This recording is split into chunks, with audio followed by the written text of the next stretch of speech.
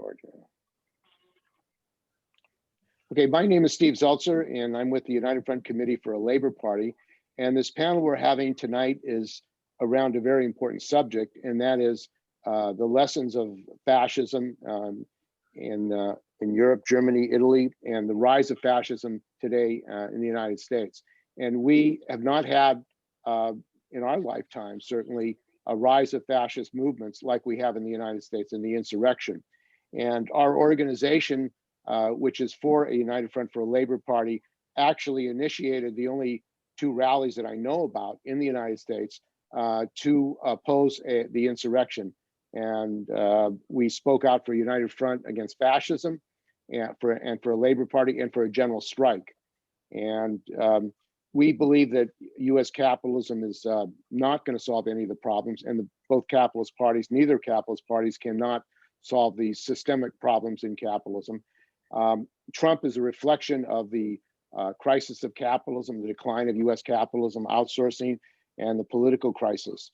And we also have taken up a fight, and you can see it in our website, in our literature, to defend the Vermont state AFL-CIO, which actually passed a resolution for a general strike if Trump refused to leave office. And that is he was attacked by Richard Trumka. They ordered him not to pass a resolution. He and his state fed not to pass a resolution. They went ahead and passed it, and now he's being investigated for passing a resolution saying that the working class should organize it against an attempted coup. So figure that. In other words, the AFL-CIO is telling workers and unions you should not organize against a coup, an insurrection in the United States, an attempted coup. And I think that's really part of the crisis that we have in the labor movement and the problems that we have. So tonight we're going to be having 3 speakers on these issues, and then we're going to open it up for discussion. We'd ask participants who want to raise questions to put their hand up and to speak, to try to limit your contribution to 3 minutes, questions or comments. So our first speaker this evening is Bill DeLucchi. Bill is a longtime trade unionist. He was a shop steward in Kaiser Hospital in Oakland and has been a fighter in the unions his entire life. So, and now he lives in Oakland, has been fighting to defend the public schools. So welcome, Bill, and you're on. Okay.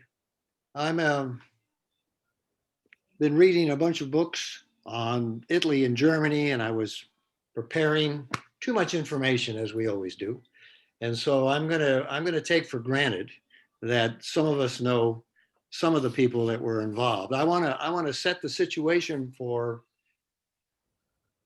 fascism, and I want to maybe make a definition. My simple-minded definition is it's capitalism with the mask off. You know, it's always back there. The police are always there if they need to break strikes or to break heads in certain neighborhoods, obviously, or kill people, even in front of a nation, but it's there. To go to back to what happened in Italy and Germany and here in the United States, prior to World War I, industrial might was developed. It took 50 years. Germany had a big industrial hardware, steel, everything. Italy didn't have that. Italy had to get its steel and its coal from other places. And it had a triangle of industrial centers in the north with Genoa, Turin, and Milano. And that's where the strikes were, with the industrial strikes prior to the war. Germany did not have much industrial strikes. They had some prior to the war, but not until the war started did the strikes start, when people found out they weren't getting much from the war. Italy, like Germany, had, and the United States, they had socialist parties that supported the war. They met every 5 or 3 years prior to the war, and they all voted prior to the war to not fund the war if it was going to happen. They knew it was going to happen, and they all said, no, we won't fund it. And they all turned around and funded it, and they got their war. Germany lost millions of workers during the war. The people between the age of 18 and 25, they had a 35% decline in that demographic because of the war. That's how many people were killed. The main organizing against the war was done by the left socialists, the Zimmerwald group, where they met in Zimmerwald, I think it was Switzerland, and Lenin was there, Rosa Luxemburg and other people, and they still continue to agitate against the war. The war should be against our governments, not against each other in the various countries. The main thing that I been reading about is what the workers did. What did the workers do during the war and after the war?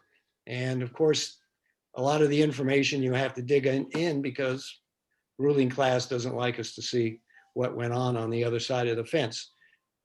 One of the main things that happened, of course, after the war is millions of troops were demobilized in Germany and in Italy. And the right-wing politicians, of course, a lot of the troops were officers. The right-wing politicians kept the troops together, kept their arms together in Italy and in Germany, and used them against the workers who were coming back to unemployment and general misery, not to mention they barely escaped death, wounded. It was a tremendous shakeup in Europe, the World War. Countries were devastated. Italy didn't have much. It joined the war midway through, tried to pick the right side, hoping to get colonies. And they picked the right side, but the big boys weren't going to give them much. And so you had the nationalists in Italy saying, we supported the war, we helped win it. Mussolini said Italian troops were the best.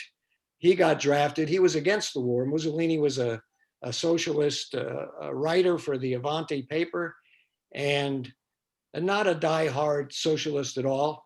He was a strongman socialist. And he wanted to have a strong unified party and group. And he switched sides during the war. He was an opportunist. He switched sides.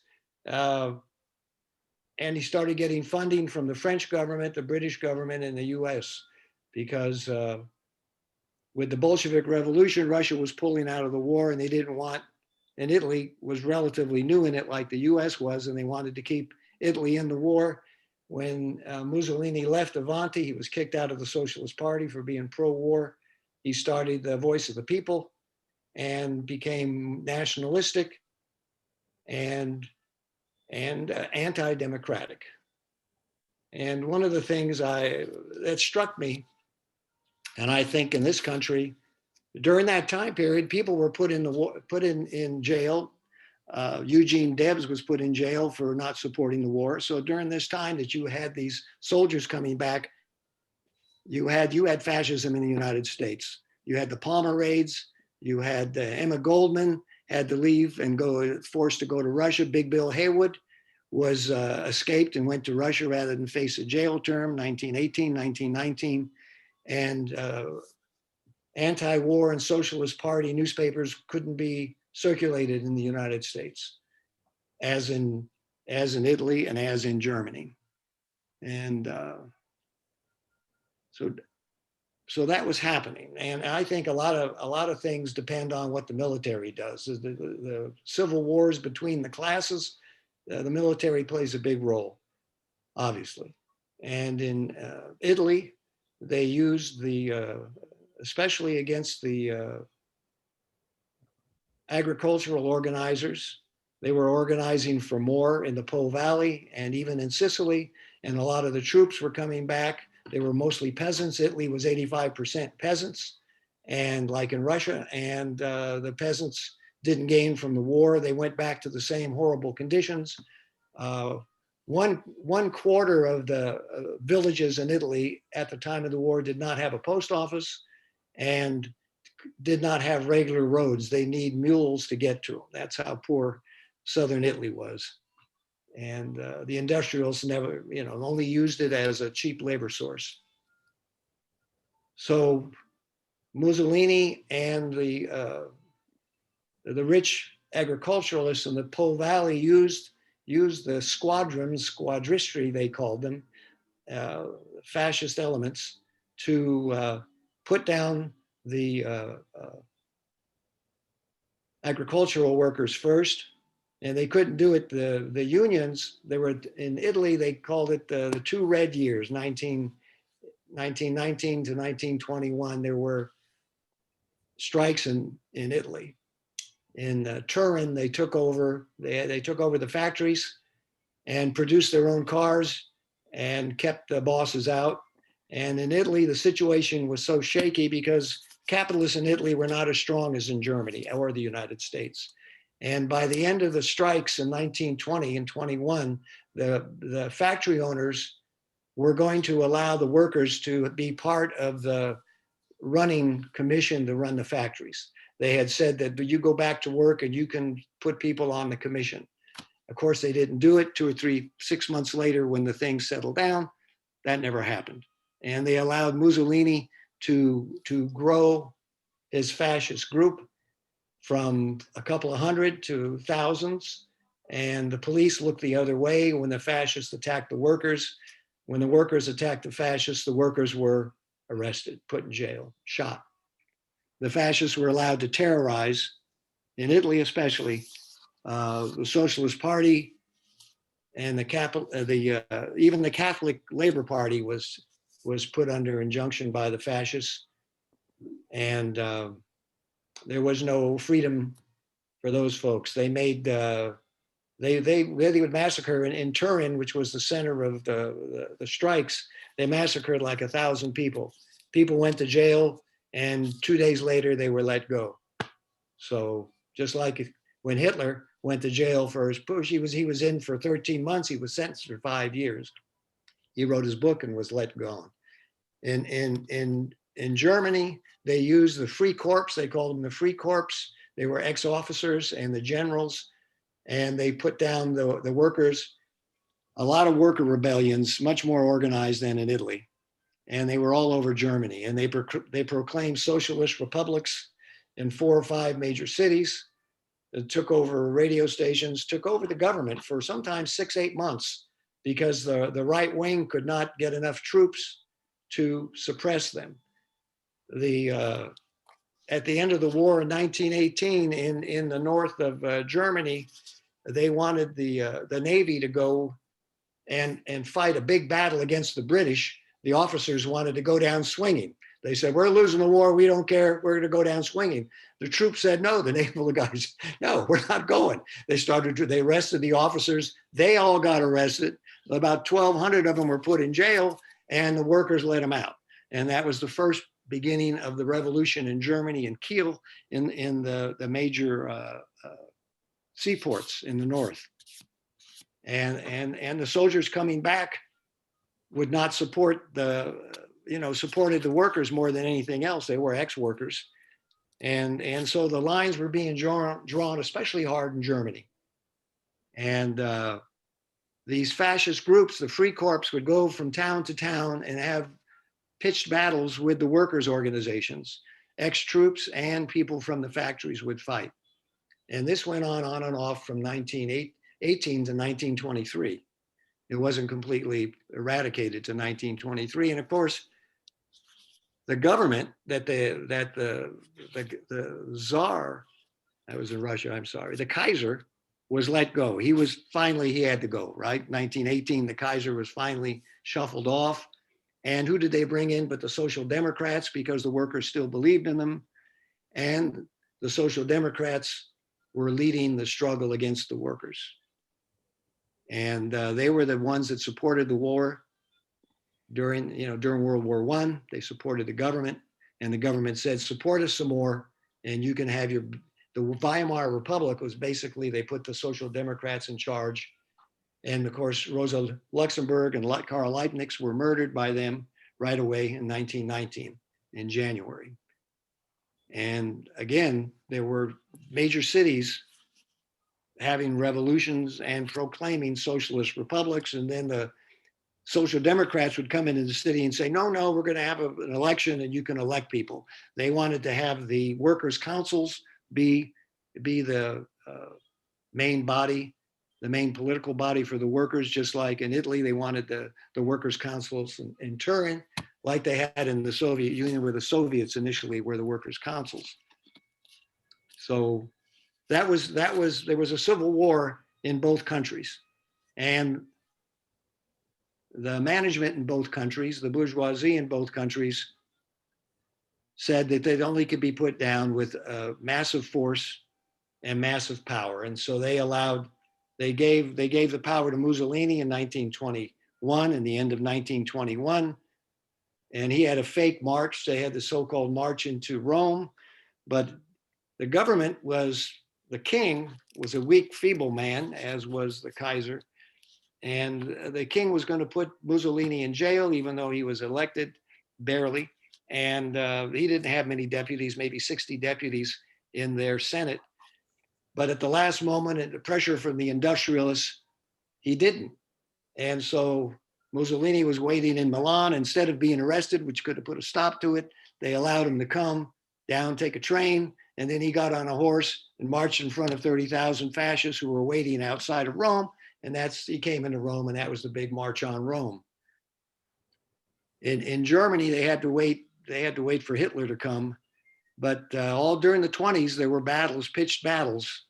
And Hitler's group was small and insignificant until the late 20s, when the industrialists started to fund them and allowed the brown shirts to beat up socialists and communists and break up any kind of leftist groups. And so the civil wars in both countries and in this country were stopped. There wasn't that kind of fighting in this country that they had in Germany and Italy. But the Palmer raids put an end to some of the leftism that went on up until World War I.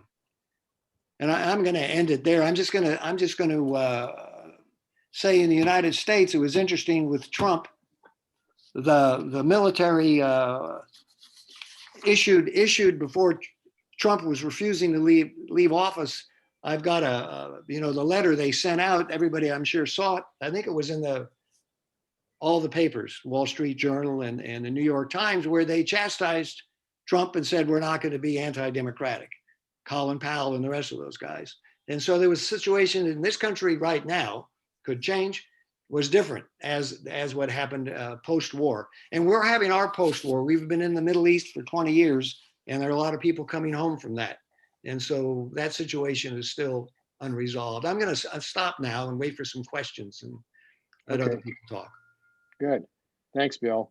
You're welcome. So we're going to go now to our next panelist, Mehmet Bayram. He is a reporter and a member of the CWA Pacific Media Workers Guild and covers Turkey, labor, and the working class. So welcome, Mehmet.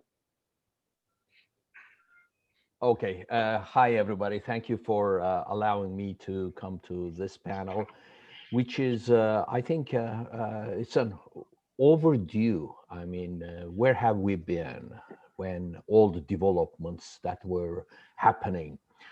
And the discussion I hear a lot is that fascism started to be discussed after the January 6th uprising and with Trump.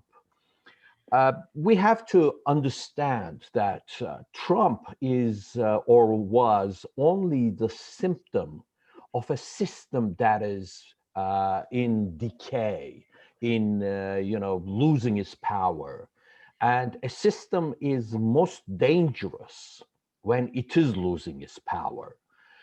So the summary of what I want to say, I've been known for giving too long speeches, so I'm gonna be really, really short here, is that the summary I want to give is that fascism did not go away with Germany and Italy in the 1940s, but is present in today's world.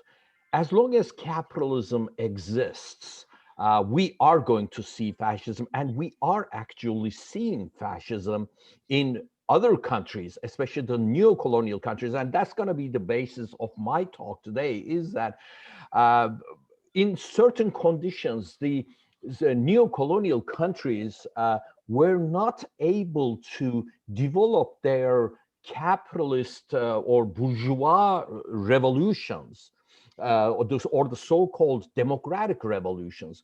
So I would consider that neo-colonial countries being dependent to imperialism and mostly having been established as the modern states in the age of imperialism, in the age of monopoly capitalism, that their system itself is fascist. Maybe it's not the same definitions that we are going to use for Germany and Italy, but we have to understand that things develop, things change, things, as time goes by, they adapt. And capitalism has changed, imperialism has changed, and so has fascism. Uh, we see fascism happening in differently in different countries, depending on their level of development, depending on their relationship to imperialism, relationship and the development levels of capitalism. So if we are waiting for fascism to come to United States the same way as it was in Italy or Germany, uh, it may not be the model. That's what I'm going to try to emphasize, is that I think, my personal view is that we are going to see a different emergence of fascism. So with this is that, did the fascist threat come to the United States, to the democratic United States with Trump? I really don't think so.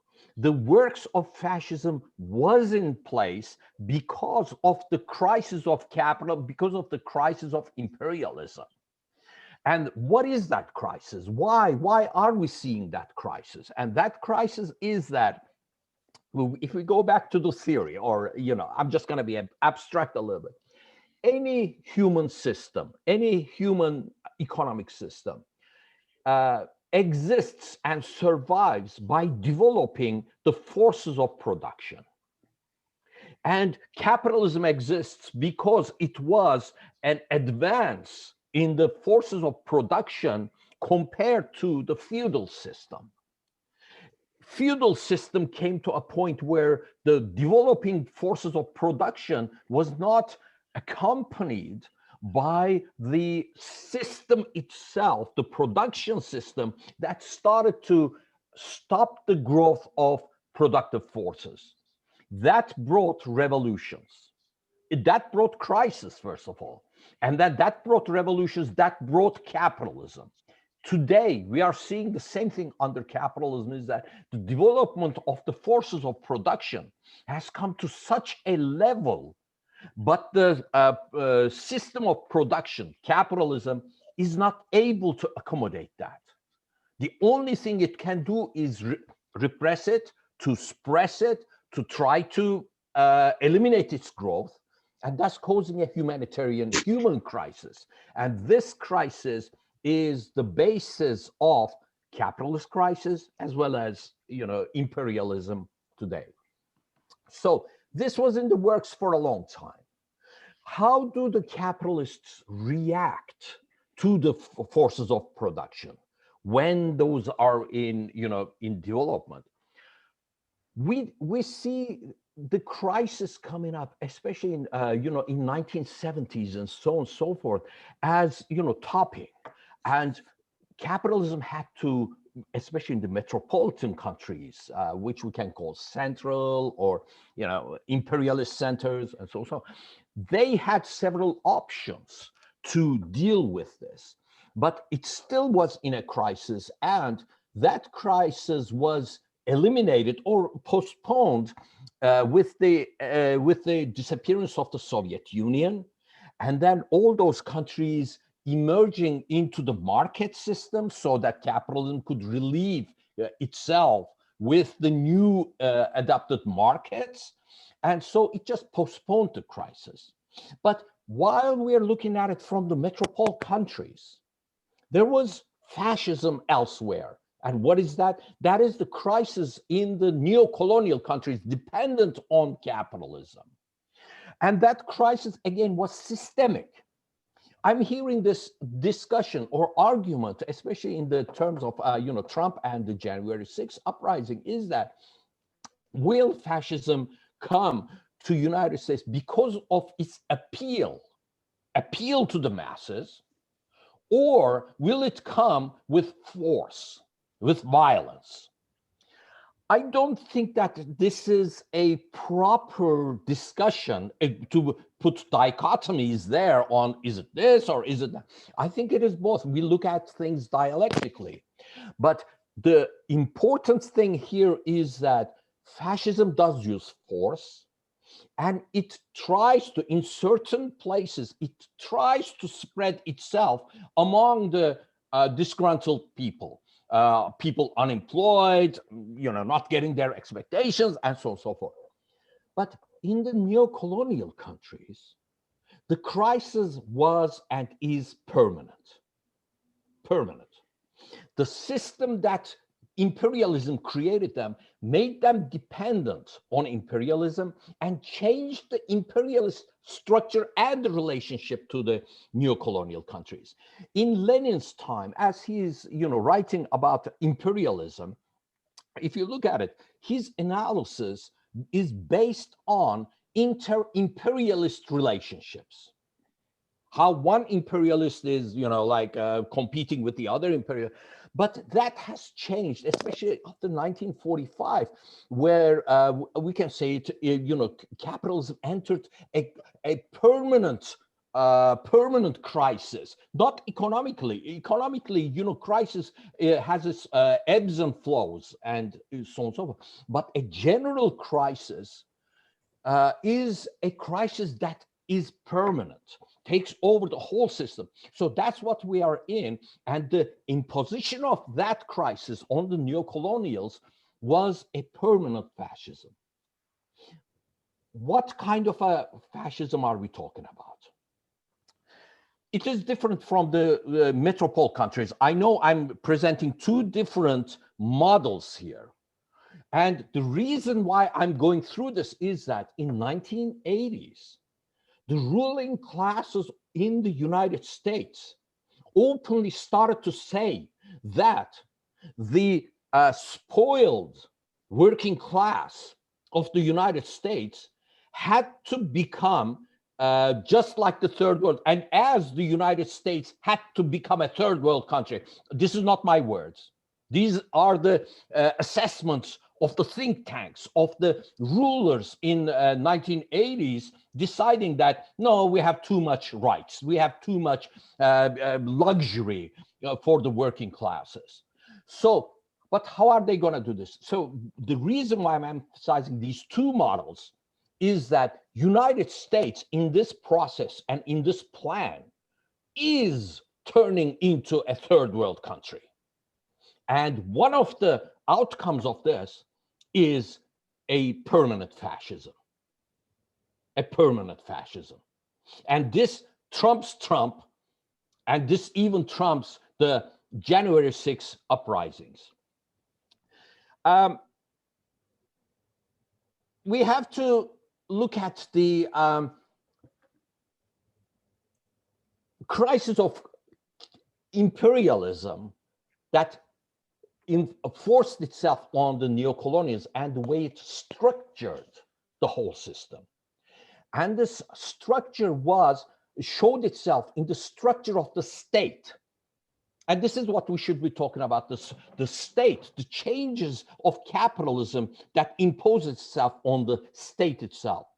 Because the fascism we are seeing in the neocolonial countries is very important. It's very different from the model that we see in Germany, because when you look at the classical definitions that defines fascism in Germany, number one thing is that it has a mass base. There were working class support for fascism. But in today's world, even with Trump, we don't see that level of organization, that level of, but important thing, again, with the neo-colonial countries, dependent countries, is that this fascist organization is a top-down organization, top-down, not the mass movement, but top-down. This top-down organization is centered on the state itself, the militarization of the state, the emergence of the state and the corporations, the elimination of all rights.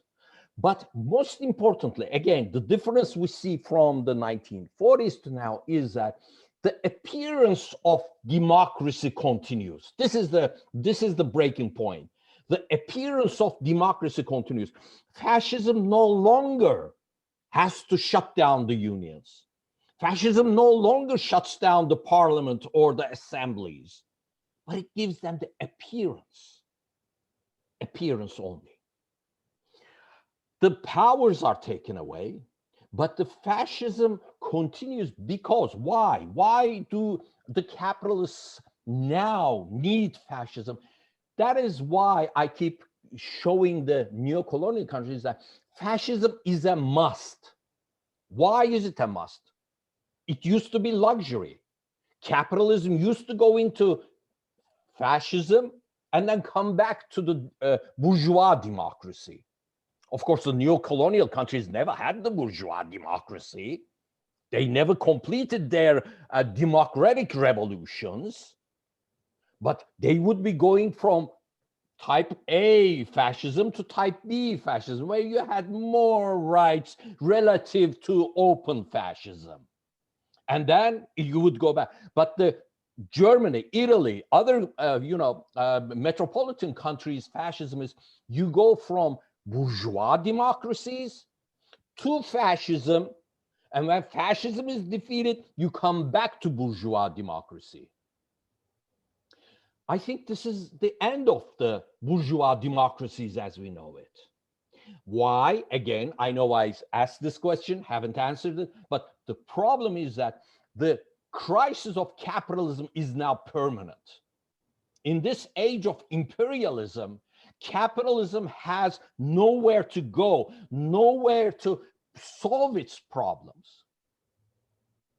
And one of the other reasons is there is no socialist bloc in the world that they have to compete against. The only thing that's left is rule of force, of violence, of the state and the corporations merged together as one unit, the force and violence of capital, unbridled extraction of profits. That's the only way it can survive. This is not a luxury anymore. It's the life and death of capitalism. I don't want to belabor this, but so what do we do? That's why I want to go back to, is this Trump? Yes, it was Trump, but no, it wasn't. It is bigger than Trump. It is the state getting ready. I mean, if you have a country where the IRS offices, where the small business administration offices, where the school organizations are buying tanks and flamethrowers and assault rifles, machine guns. This is not for a democratic country. The preparation is there to eliminate any kind of resistance from the working class. I think we are in a historic point, a point of no return.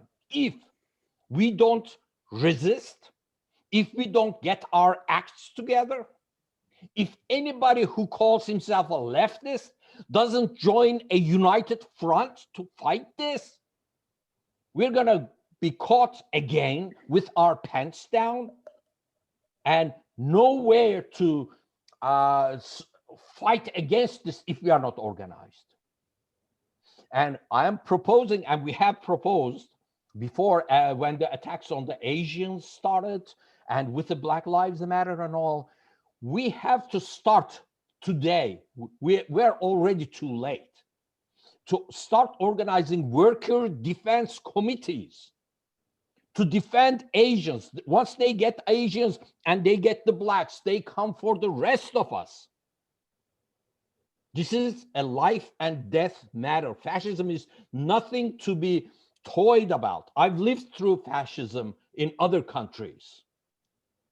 I've seen with my own eyes my comrades being shot and killed in the middle of the street. I've seen tortures.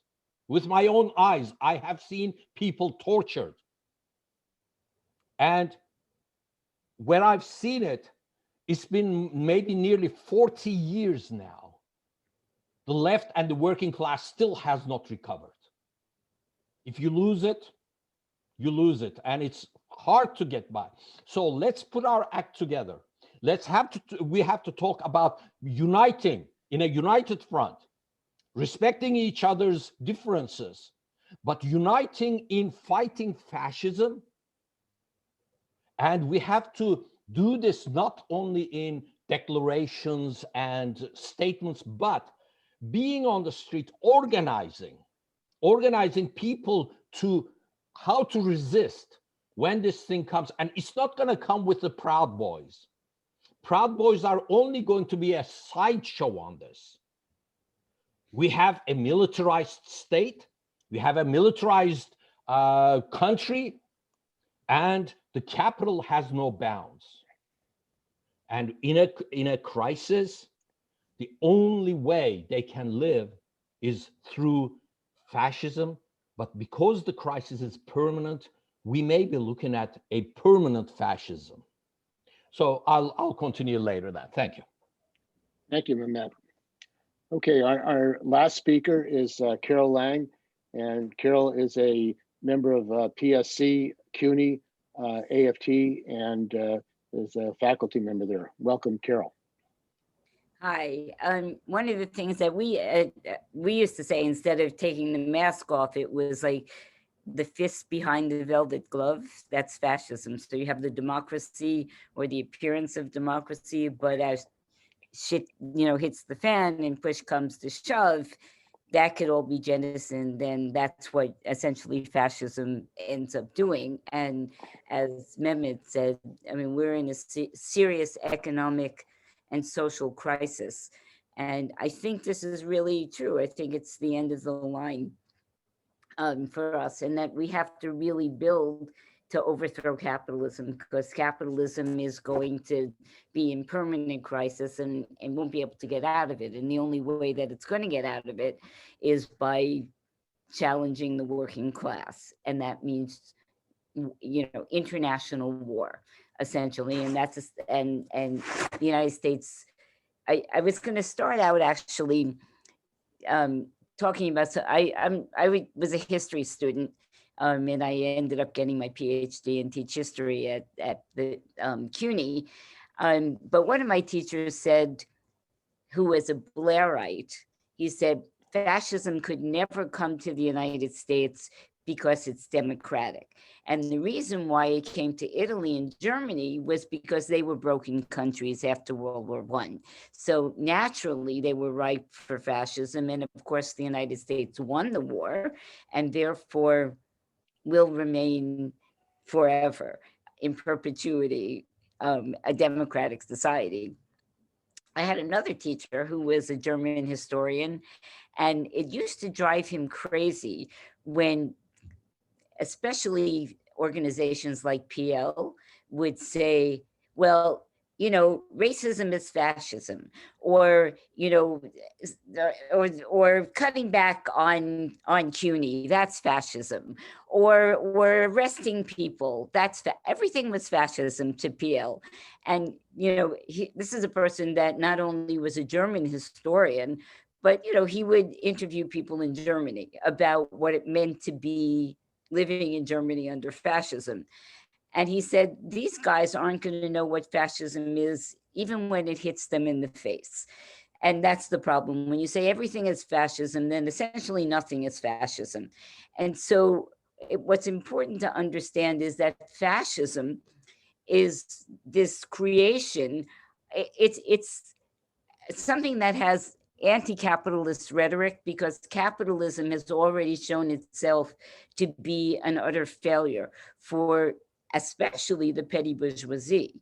I mean, the workers to some extent still have unions so that they still can protect themselves, although given the unions, I'm not too sure how long that will last. But you know, the petty bourgeoisie, the people who are in the capital, that was not unionized workers. Those were petty bourgeois people, and a number of them were CEOs and police and military, all of whom end up getting together and become a fascist movement.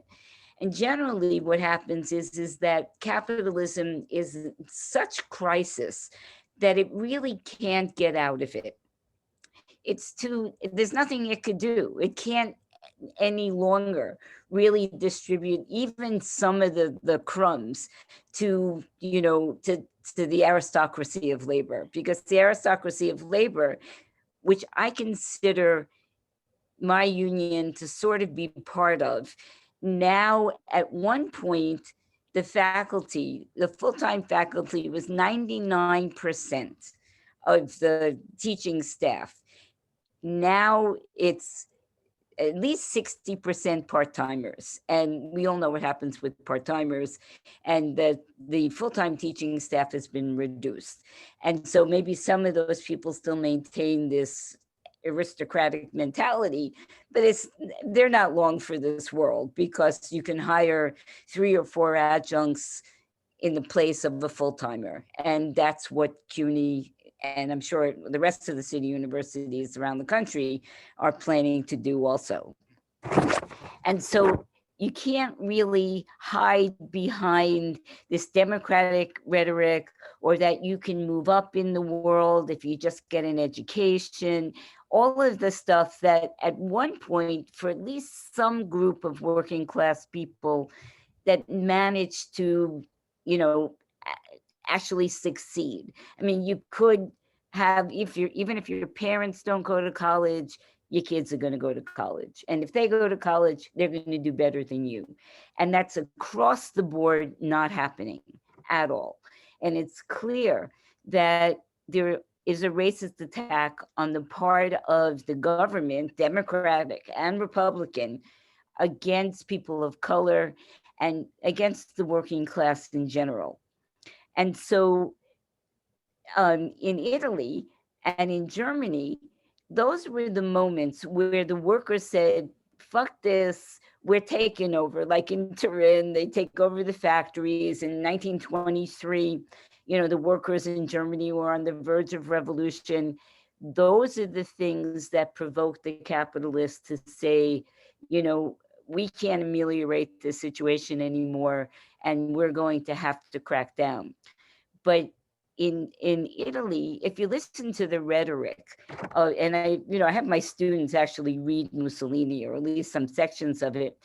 I mean, the whole idea was, and what's his name, Hitler also, was anti-capitalist. It was anti the landowners. It was pro the common man. And this is the rhetoric that they need to use in order to be able to suck people in, even if it's behind, you know, the military, and even it's behind the CEOs, who all pretend to be in this all together. We're in this all together. We're all the people.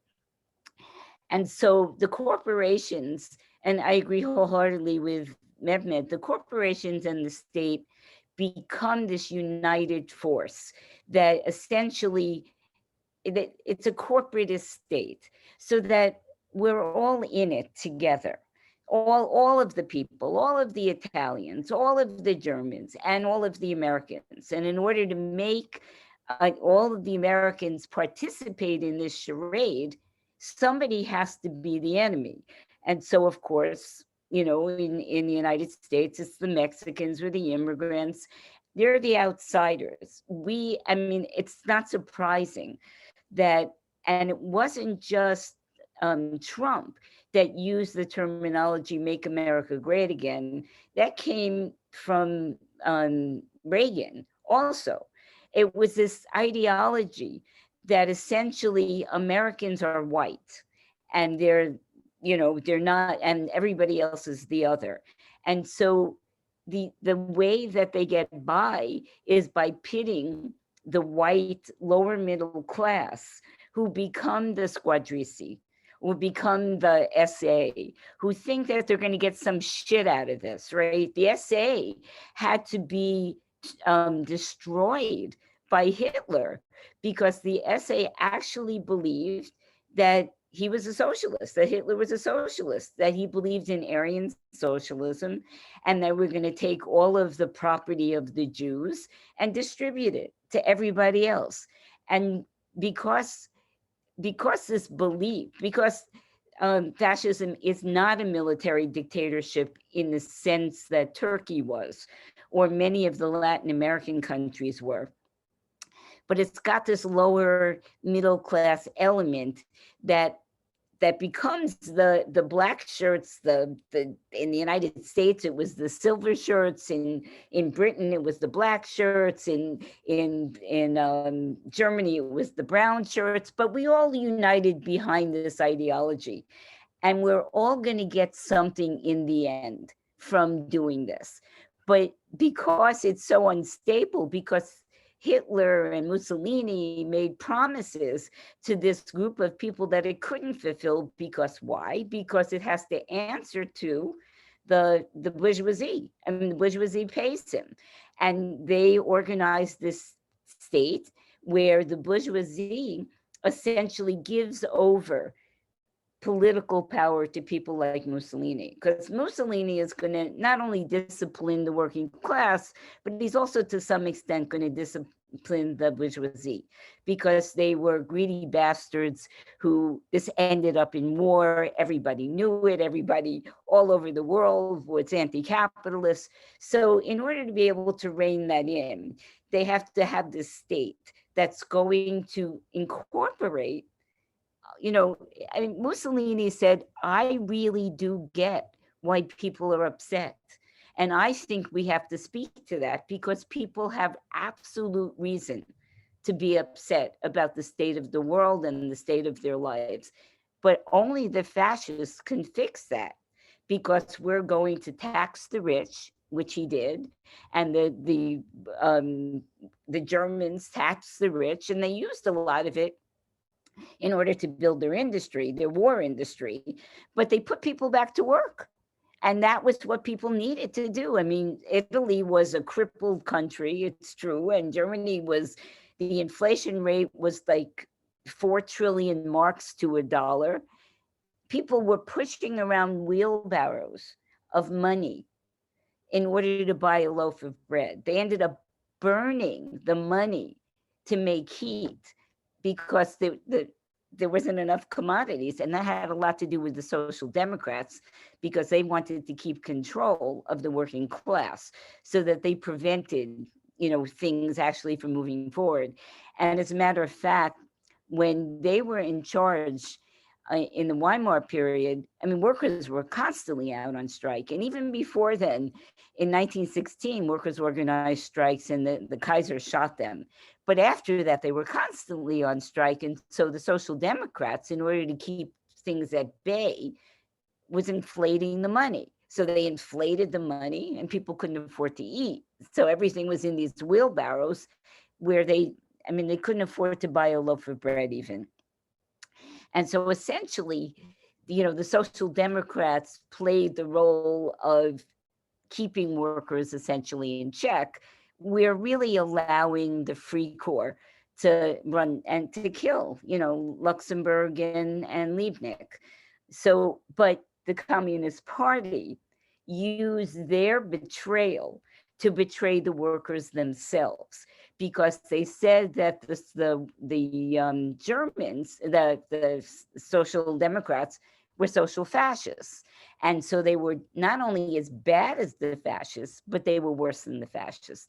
And therefore, the working class should not join together with the Social Democrats to fight the Nazis. That to the credit of both the communist workers and the social democratic workers, they did it anyway. But the Communist Party really tried to undermine any sort of unity. Their saying was, first the fascists and then us. And so we're going to allow them to take over, and then, I don't know, somehow or other, by miracle, we'll get through this and we'll take power.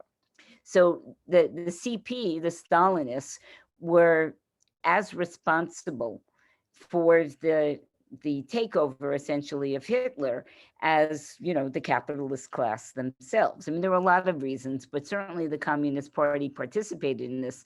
As a matter of fact, during one May Day celebration in Russia, where a number of German communists had come to, you know, to find solace and to be protected from the Nazis, that same period, the Nazis were invited by Stalin to speak at a May Day rally. And when the German communists got upset about this, not surprisingly, Stalin had them removed from the May Day celebration and very often just shot them. So, you know, we have to be, before I get to Dave Van Dusen, I mean, we have to be very mindful of the fact that, and I think this is also true what Mehmet said, that you know, it looks different in different places. It all has the character of the ethnic, you know, origins of the particular country. But nevertheless, you know, the reasons for the rise of fascism essentially are the decrepitness of capitalism, its inability to continue to make profit, its inability to distribute that profit, even to some extent, among some aristocratic layers of the working class. And so, you know, force is the working class, I believe, in the United States is beginning to rise up.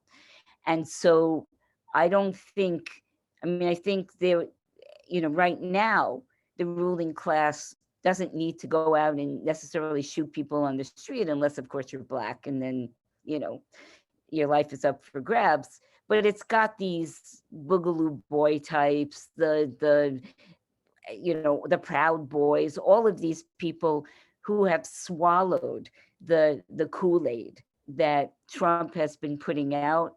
But it's not surprising. It's normal. It's a way that fascism fundamentally works. These guys will have to be disposed of because they're out of control, and the bourgeoisie can't handle having any segment of the economy. They're there to like bust up things, right? To bust up, especially Black Lives Matters, you know, demonstrations and things. So one last thing before I talk about Dave Van Dusen. In 1941, I think it was, there was a bankers' rebellion against Roosevelt because the American economy it was before then, because the United States went to war in 41, so maybe it was 40 or 39 or something. You know, where basically Roosevelt said everything's on the table. And he had people in his cabinet read fascist literature, right? Gentili, who was one of the fascists in Mussolini's cabinet. Everybody in whatchamacallit, in Roosevelt's cabinet was reading. And as a matter of fact, I found a copy of it at City College, where I used to work. And so there was a bankers' sort of revolt or plot against Roosevelt because they didn't like the fact that he was even doing this really tepid New Deal. And so they were going to try to hire this guy whose name was Smedley Butler, who was a general. And, you know, essentially he had spilled the beans because, I don't know, he was some sort of leftist general of some kind. I'm not really sure how that came about, but he spilled the beans about the potential plot. And so the capitalists in the United States are perfectly willing and okay with the idea, not the best alternative, but if it's necessary, they're quite okay with going along with the possibility getting rid of any sort of democratic leader and instituting fascism. And we came pretty close to it with this banker's plot. So anyway, the language is, racism, the language is, white superiority, and, that get rid of the ethnics, get rid of the migrants, don't allow them in at the border, that kind of thing. We have to keep our country, society ethnically pure. They're inferior. They really shouldn't be allowed in. And, I just recently learned, and then I'm going to get to David, that after the massacre in Tulsa in 1921, when 300 at least Black people were murdered by those same kind of people, these white maniacs who came back from World War I, who had no jobs, no prospects. And here are these really sort of well-to-do Black people that are doing quite well. I mean, they lived in their place was called Black Wall Street. And so they organized this rampage against Black Wall Street, burned down the entire town, murdered 300 people. And the rest of the people that lived there were marched off to concentration camps. This is all with the consent of a Democratic president who was in office, and that's Woodrow Wilson, the man that was supposed to bring peace. Woodrow Wilson had presided over some of the worst anti-Black riots in the United States between 1919 and 1921. So getting over to David Van Dusen, I have to take my hat off to him because he understands the threat, of fascism. And he actually wants to do something about it. And what I understand is he has these flying motorcycle squads that are, and this is what we need. We need workers' defense guards because they're going to be attacking, these Boogaloo boys, more and more people, more and more non-whites in particular. And we need to meet force with force.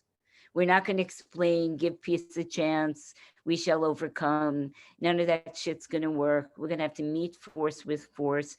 And the problem is that by and large, Trumka and the trade union in general, just from my end, I can talk about, 35 years of being with these people when you want to pull your hair out. That this is the reality. This is the reality of capitalism. And everyone, in fact, we're having this debate now at my union about whether to support and defend the Palestinians. And apparently one person said, oh, we need to leave politics out of the union, as if the union isn't political, right? It's got a political position. And Trumka is really going after David Van Dusen.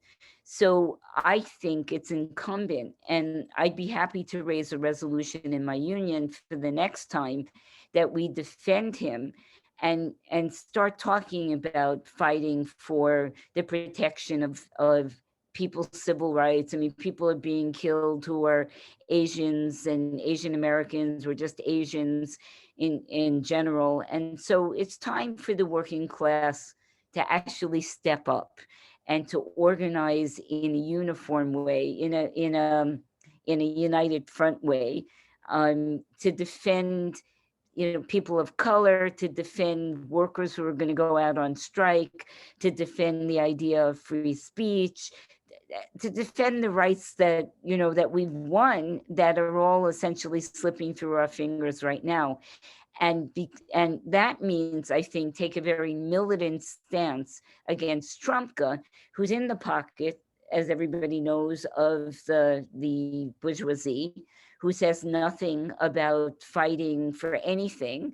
The AFL receives millions of dollars every year from the CIA, and it buys its silence, and therefore David Van Dusen is now creating a ripple in that, and Trump is going after him. So I mean, I think we should, for all of us who are in unions, we should try to organize joint resolutions to defend him, and that our unions defend them as a first step. Because the next time we don't defend somebody, then, you know, Trumpka and Trump and Biden and all of those people are going to know that there's nobody there that's going to prevent this from happening. And I agree with Mehmet on the urgency of the working class, you know, stepping up to the plate and changing this around and talking about politics, and also organizing ourselves in a united front to protect unions from the onslaught of the racist attacks that are going to be coming.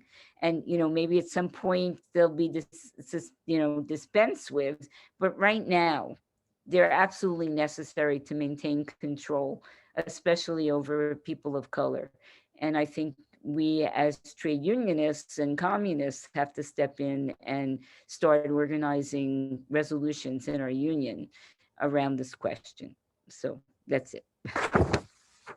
Okay, thank you, Carol, and thank you to all the presenters. And we'll open it up for comments, discussion, questions. And I'd ask people keep their comments to 3 minutes a person. So in the if you go to you put your hand up, we can call on you, and we'll get a list going. If you go to reactions on Zoom, it says hand, you can put your hand up.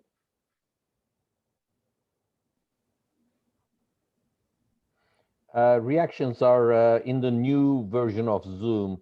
In the old Okay, version, well- if you have it Well, under what you can do is participants- just put stack down if you want to speak on the chat. You can do that as well.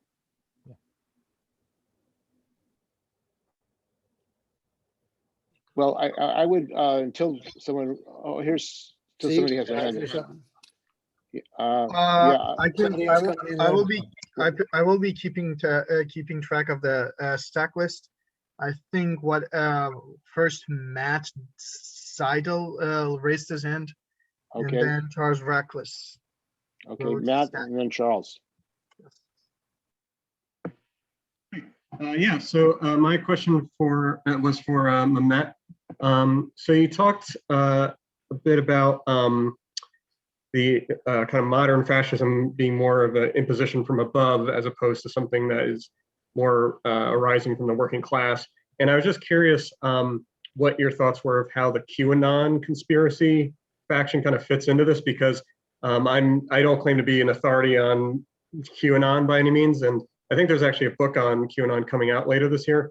But from the general gist that I've seen in the news and reading about it online, it does seem to have a pretty broad base of support, you know, across the country, and it does seem a bit decentralized. So again, I'm just wondering how that fits into your analysis. Shall I go now, Steve? Yeah, or, yeah. Why don't you go, Mehmet? Good question. First of all, I'm not an expert on QAnon also, but fascism always uses the certain layers of the working class who are who have been left behind by capitalism as an organizing tool.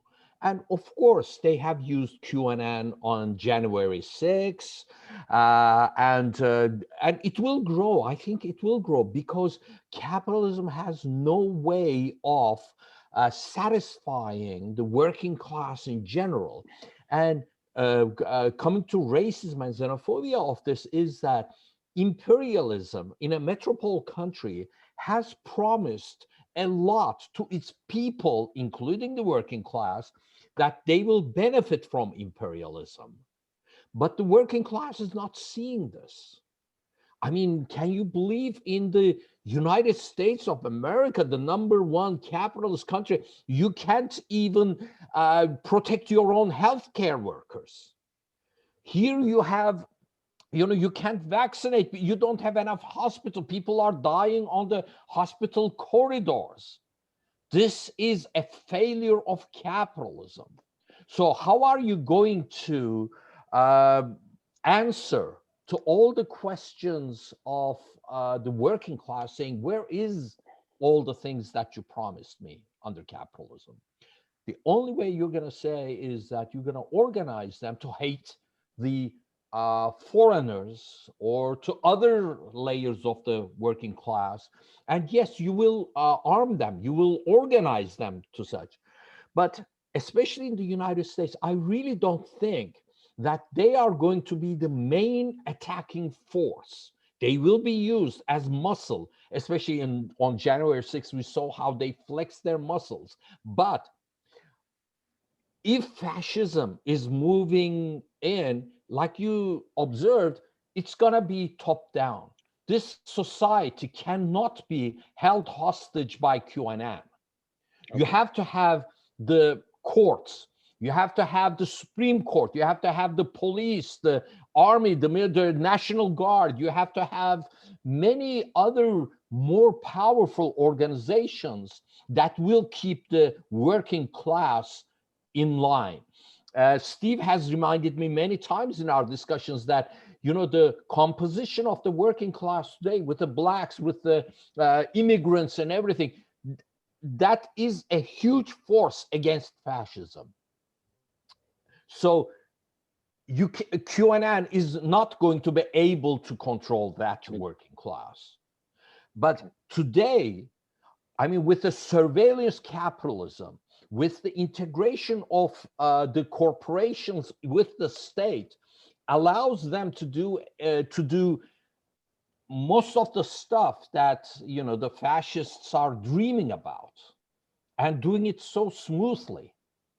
And when they have that force, QAnon could turn either way, you know. They could become disruptive. They could become disruptive to capitalism. So use them for a little bit, use them for here and there. But when it comes, you know, push comes to shove, I think that they have bigger forces, much powerful forces, that they will bring in religion and you know, all the other stuff. But QAnon is a you know, a reflection of what the how the working class feels that they were betrayed. Some of the, you know, the right-wing racist working class side of it. I don't know if that answers your question or. No, it does. Thanks. Thank you. Good. Okay, Charles, you're on. Unmute. Okay, I've unmuted. Okay, thank you. Okay, comrades, I work with a group called Communist Workers Group, just for identification. I appreciate the presentations. I think there are some differences between some of the ideas presented between Mamet and Carol. I don't want to draw them out so much, but hopefully the comrades can help clear some of those ideas up towards the end. First, I want to start on what I think we agree on, at least I agree on what I heard, that we're in a terminal crisis of capitalism, that the capitalist class sees no way out. Probably we all agree that the tendency of the rate of profit to fall has them in a twist, and they can't maintain any level of what's historically identified as bourgeois democracy in its height. And then when we talk about bourgeois democracy, we always remember that that's really the capitalist dictatorship. And so part of what we want to be clear, and Mamet was saying he saw people shot in the streets and that people are tortured, and then, well, that's really part of just generalized bourgeois democracy. That's really not just an identifier for what fascism is.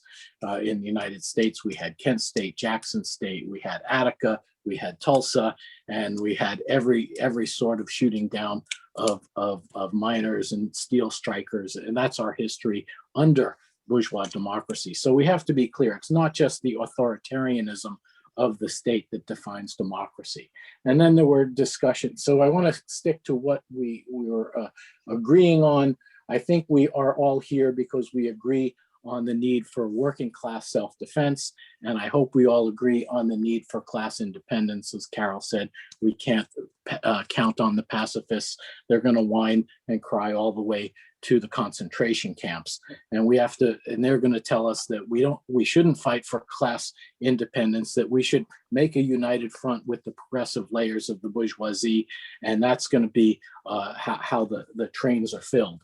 And I'm going to argue against that all the way and say that there is no progressive wing of the bourgeoisie to make an alliance with, and that we have to fight in the organizations of the working class and the oppressed for self-defense guards, for popular mobilizations and popular assemblies. And that has to be done through fighting for class struggle tactics and caucuses in the unions that come head to head with the bureaucracy that has us tied to the capitalist class in 1,000 ways.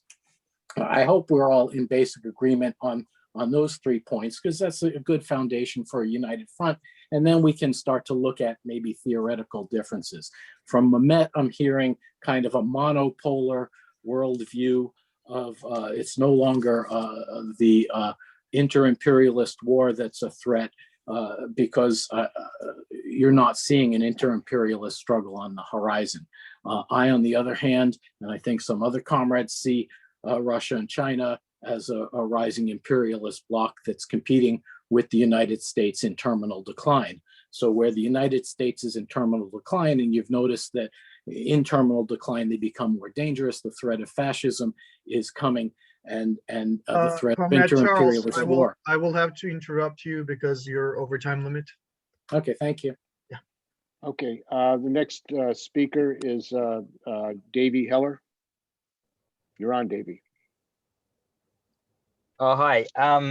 Just want to firstly just say, yeah, thanks to the speakers. It's just been a real breath of fresh air to hear you all. When I've been trying to talk to a lot of people on the left over the last 6 to 12 months about the threat of fascism in the US, and yeah, I just really just hearing people who share the perspective of the urgency, but also why fascism is a real threat in the US was fantastic. And so a related question is, why do you think so many people on the left are playing down this, what seems to all of us, a very obvious threat? And how does this relate to the lack of support that's been given so far to relative lack of support to the Vermont AFL-CIO? And Carol touched on some strategies with motions in unions, and I was wondering if people had anything else to add to that about how to promote united front action. Okay. Well, one of the things about the left, for example, the DSA and other left organizations, they don't really see the fight in the unions against the union bureaucracy. The Vermont challenge, David Van Dusen challenge to Trumpka, means a fight against the union, directly a fight against the union bureaucracy, against the undemocratic, bureaucratic character, the corporate union bureaucracy. And what we're talking about in the United States is pro-capitalist, pro-imperialist trade union bureaucracy. They openly support capitalism, and they openly work with the CIA and US government funding all over the world. So to challenge that is not an easy thing to do in the unions, because you're fighting the union bureaucracy and you're fighting management at the same time.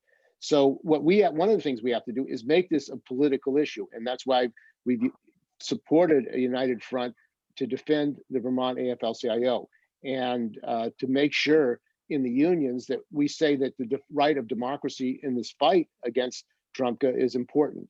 And I agree with you. Most organizations, Socialist Alternative, the IMT, most of the left organizations, the DSA, they've not made this an issue where they stand on this fight for democracy and for workers organized politically against these attacks. And one of the things that we have to recognize is that the appeal of the attempt of Trumpka to crush the Vermont AFL-CIO is to disarm the working class.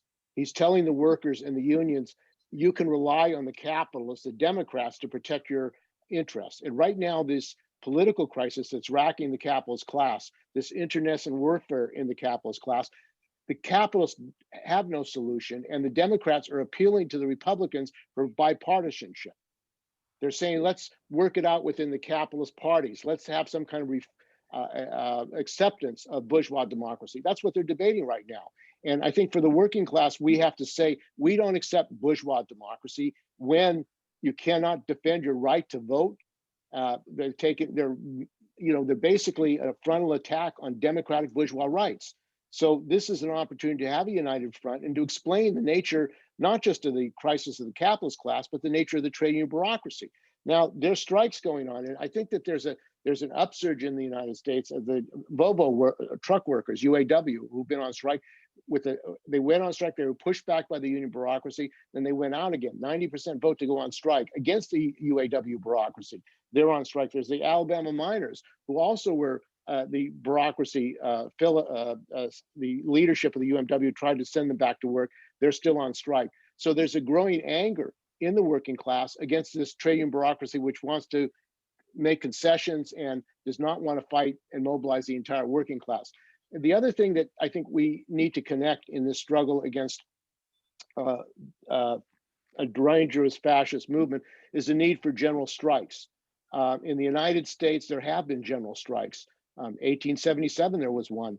And the ones in the 30s and 34 in Minneapolis, led by the Teamsters who were Trotskyists, and the San Francisco general strike and the Oakland general strike. The working class has the power collectively to shut down. And I would say the call for a general strike, and this is critical, the call for a general strike is an answer to the attacks. It's to unite the working class politically and collectively to shut down the country and say, you're not going to impose a fascist regime.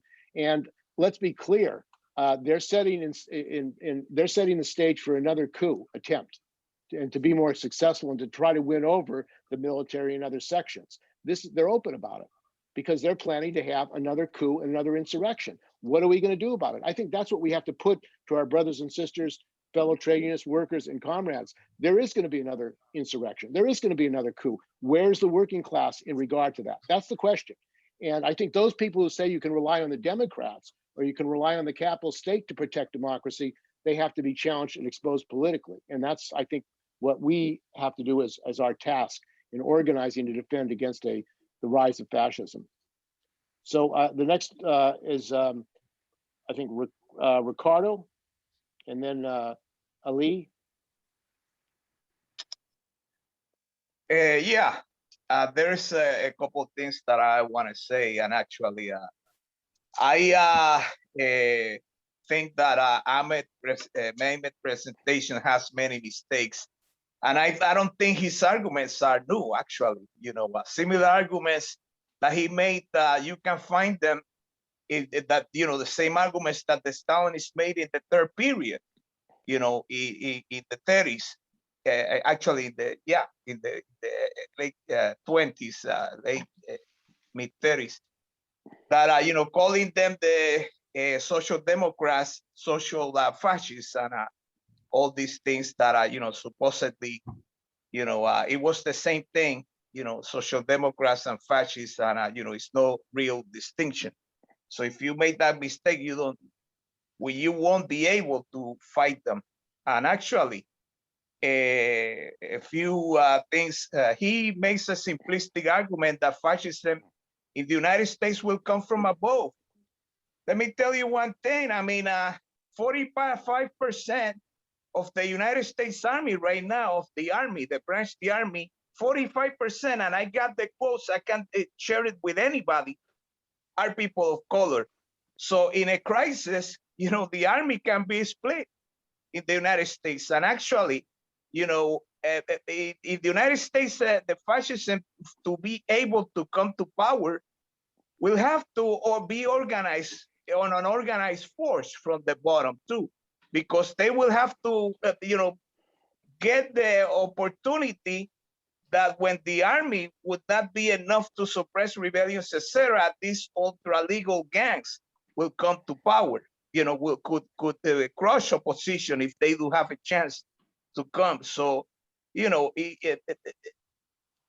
to, the fascists to come to power to the United States, definitely they will have to have a mass movement. That they cannot rely on the military. And if you doubt what I'm saying, just read the publication by the Army War College, written by Colonel Wilson, that uses Trotsky's theory of insurrection. You see, Mohammed, read more what the United States Army is saying.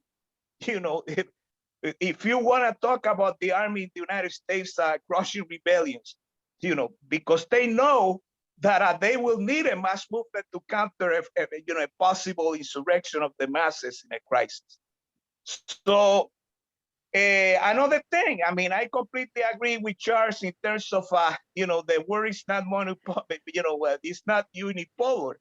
Actually, the United States, is no longer, the ruling and economic power in many sectors of the international economy.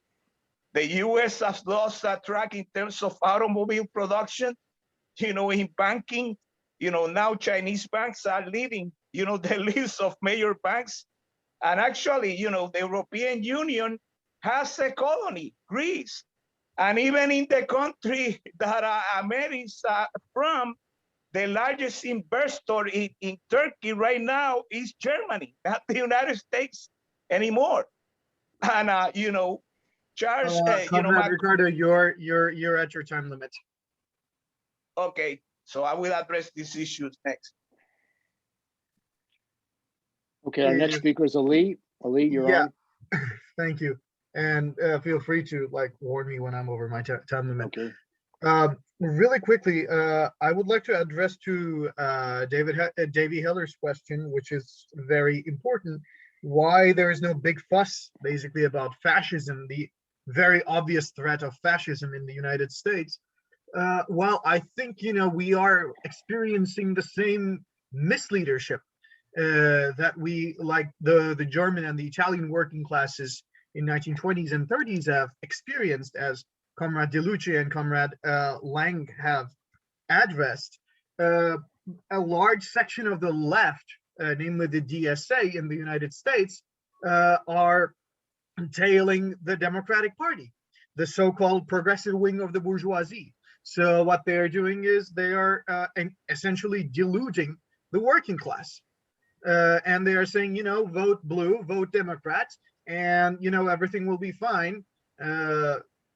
And that's, obviously ridiculous, as, Biden makes more and more concessions to the Republicans. The other thing is, as Comrade Lang had argued, the CP in Germany, the Communist Party in Germany, took a very ultra-left stance and said, the Social Democrats are social fascists, blah, blah, blah, blah. And some of the left groups in the United States are repeating the same mistake.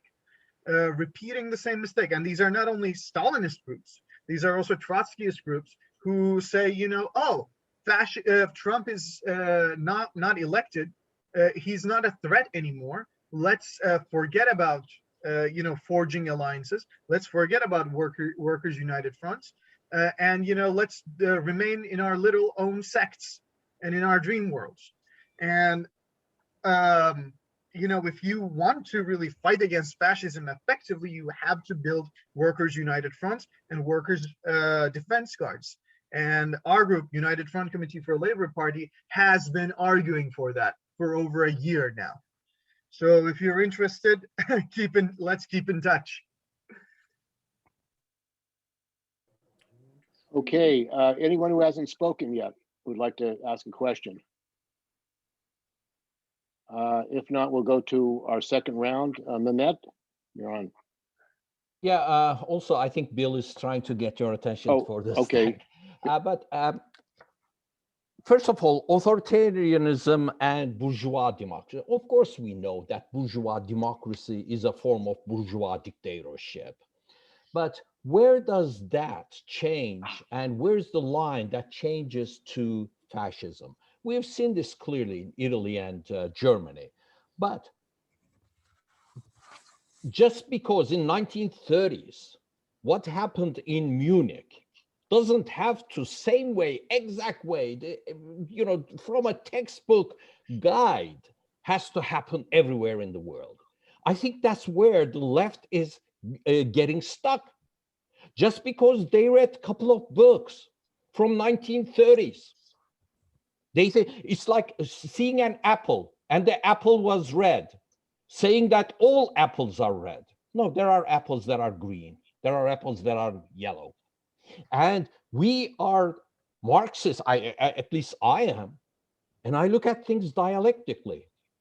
Things don't stand the way they are. They change by time. Capitalism changed into imperialism. And that change, imperialism itself changed 3 times in the course.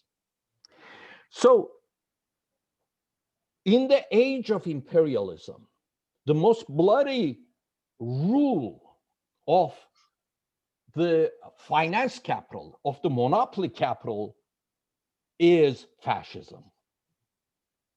And what we are seeing is, in the permanent crisis that imperialism has entered, with no other alternative left in the world,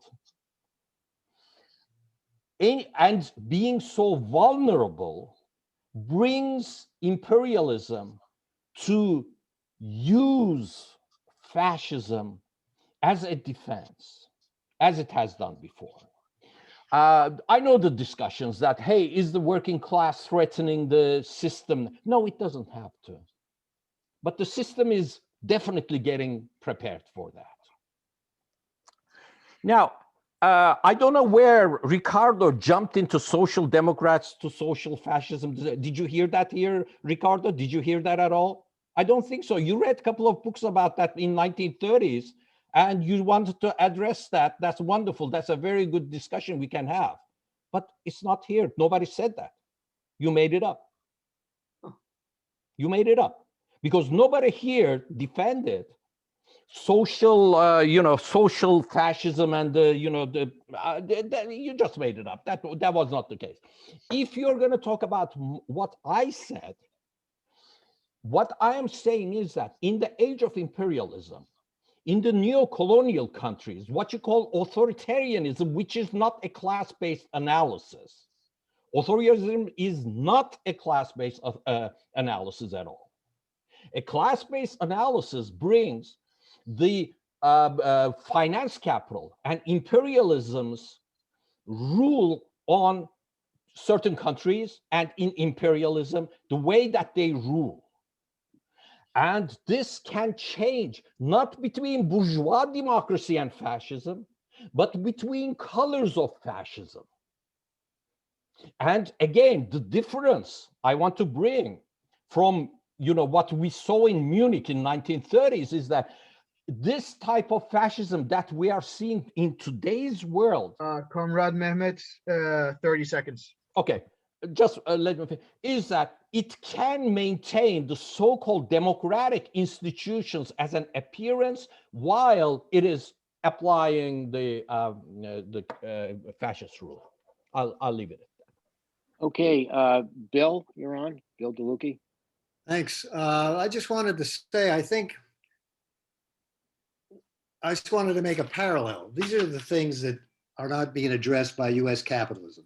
Homelessness, healthcare, jobs, housing, ecology, education, retirement, and immigration. Now, what happened in Germany and Italy and Spain and other countries where these social issues were not addressed. They didn't have the power to address them. We're seeing now in this country, US capitalism doesn't want to, right? So it's a battle to try to get them to want to, in a sense. I think we are isolating ourselves and being somewhat sectarian if we only talk about the unions as anti-fascist bastions, because I know workers are organizing unions, and that's a good thing, and we need to keep that going.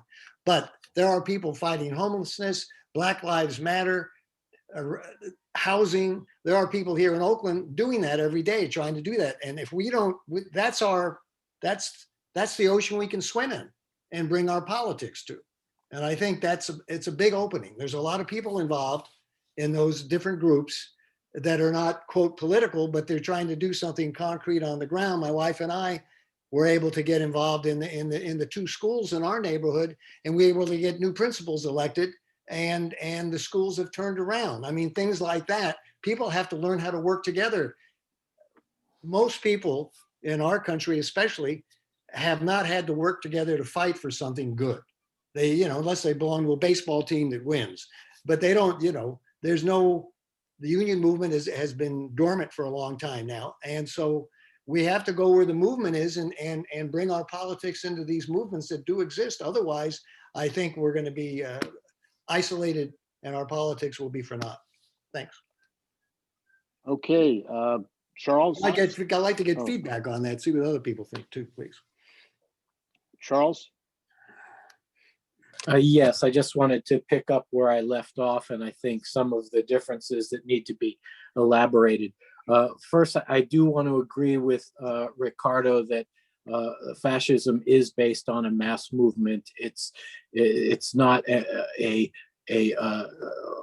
dictatorship from above that just emerges without a mass movement that is mobilized to crush the working class in every way, and that's why it's a distinct class definition, and yeah, it was written in some books in the 1930s, and I think those books still stand. One of the differences I think between what Met said and maybe he didn't, you know, and Carol said about the nature of the fascist state is it's a corporatist state. It's the integration of the corporations and the state. What Mamet, it sounded like to me, and he could correct me if I'm wrong, was that the corporate state is a way of mobilizing the masses against the scapegoat. And maybe I misunderstood him, but I think the importance of it being the corporatist state is that the terminal crisis of capitalism drives the capitalist class to a point where it says we are willing to eat some of our own. We are willing to eat some of our own independence, because we need an authoritarian state to take control of the commanding heights of the economy and ensure that we can maintain getting a profit. And we're willing to do that. And all these Proud Boys and all these folks, they're standing in the wings, waiting to be organized by the next fascist douche and create a mass movement. I think that's where we have to focus on, and we have to fight in our class and in the organizations of the oppressed for this understanding. And we have to be able to win the fight against the displaced, lumpenized, petty bourgeois ideologues who, I saw Rush as the Father Coughlin and moving and developing that. And Rush's children are out there and they're just waiting for the next Duce. And I think we need to be clear on what their intention is and where they're going. And I'm not going to say that throwing somebody out of a helicopter in Argentina is any less dead than being beaten down by the fascists in the streets. It's dead is dead. And we have to be clear. These are our enemies, and the juntas and these dictatorships of the semi-colonies are and it's obviously, I'm going to come to the end of my 3 minutes. It's a big discussion, and I think it's important for us to work together around these discussions, investigate them, develop them, and be prepared to have them in front of the entire working class. I'll take my stop there. Okay, thanks. And Comrade Ortiz, Ricardo. Okay. Hello. Yeah. Number one is you didn't say, social fascism, but your arguments certainly, equal those theoretical defects, so you don't have to call something to mean the same thing. That's number one. Let's take this argument that the whole third word is fascist. Actually, in Argentina, the Stalinists right now are in the Frente de Todos, which are in the government. 3 Stalinist parties are collaborating with the Peronista government. Look at the Frente de Todos coalition. So, it's not a fight, it's a repressive third world backward country but it's not a fascistic government. What about Ecuador? That an Stalinist he supposedly have won the presidency. So, very much of an Stalinist state was Peru, I'm sorry, that, an Stalinist is about to be sworn in as a president. What about Chile? That the leading polls say that the CP candidate, the Palestinian Chilean, is leading the polls. So, that's, Ahmed says that we are making the mistake of categorizing everything like equal, and he himself, doesn't look at these differences. But one thing is clear. Trotsky said the most minimum demands under the epoch of capitalism, the most democratic demands in the third world are fragile. A theoretician that certainly, is not one of his tastes. So that's the difference right here. The third world is tied to the imperialist countries on an unequal and unequal development. And certainly that's why the theory of permanent revolution was made, because permanently the most democratic demands can be made through a socialist revolution, certainly in the third world. And obviously, social democrats kill, liberals kill, fascists kill, they are all bourgeois regimes, but certainly there are differences in terms of the dictatorship of their class. So, we have to be very clear about this and how to organize. And I got this book right here about soldiers and rebellions even in the United States Army during the Vietnam War. Are you telling me that that cannot happen right here? That particularly 45% of the land forces organized in the United States Army that are Black and Latino, are they just weak and predetermined that they will not rebel in terms of a crisis? Well, they did rebel in Vietnam. They and one of the causes of the defeat of the American imperialist army in Vietnam was also, as stated by this military scholar, Shelby L. Staton, one was the inability of the United States Army to have cohesive discipline in Vietnam, rebellions of the troops against their, soldiers, and so on. So, that's why the armed forces are not completely Comrade Ortiz, reliable. you're over time. So Okay, I'm my just last letting you sentence. know. Yeah, my last sentence. They're not completely reliable, and they need, the fascists would need a mass movement. Okay, Comrade Lang. Also, before Comrade Lang goes, really quickly, if there are no like new speakers after Comrade Lang, we would like to slowly wrap up. Yeah, So, so we'll yeah. wrap up after. Unless there's a Yeah. speaker from people who haven't spoken, who haven't Okay. spoken. Okay, so a number of things. I agree with Ricardo that the working class, that the army is definitely 45% non-white and unreliable, which is one of the reasons why we have a voluntary army as opposed to a conscripted army, because the conscripted army was definitely unreliable. But the other part of the army are these white Christians who are evangelicals, and I think we have to worry about those people because a lot of them ended up on the Capitol, and so they are racist. I mean, this is the thing about fascism, which is, when I was in Latin America in the 1970s, I was stunned, I think, even as a leftist, but as an American, seeing military standing outside the banks with machine guns. I mean, it was really quite shocking to me. But those societies were military dictatorships, largely because there's the history of movements in those countries, but it's not fascist. It's a military dictatorship. The thing that's going to be required in the United States is fascism, because the working class is mixed, it's interracial, it's going to be rising up, and that's what precipitated the fascist movements in both Italy and Germany. And I think a fascist movement is going to have to come from both below and above. I mean, in the sense that it's going to be organized by the capitalist class, but it's going to pay people who are these fascists to beat up, workers, to kill them, to prevent them from organizing. I don't see any way out of this except to organize a socialist revolution in the United States. We're not just going to have a military dictatorship. We're going to have fascism for sure, given the composition of the United States.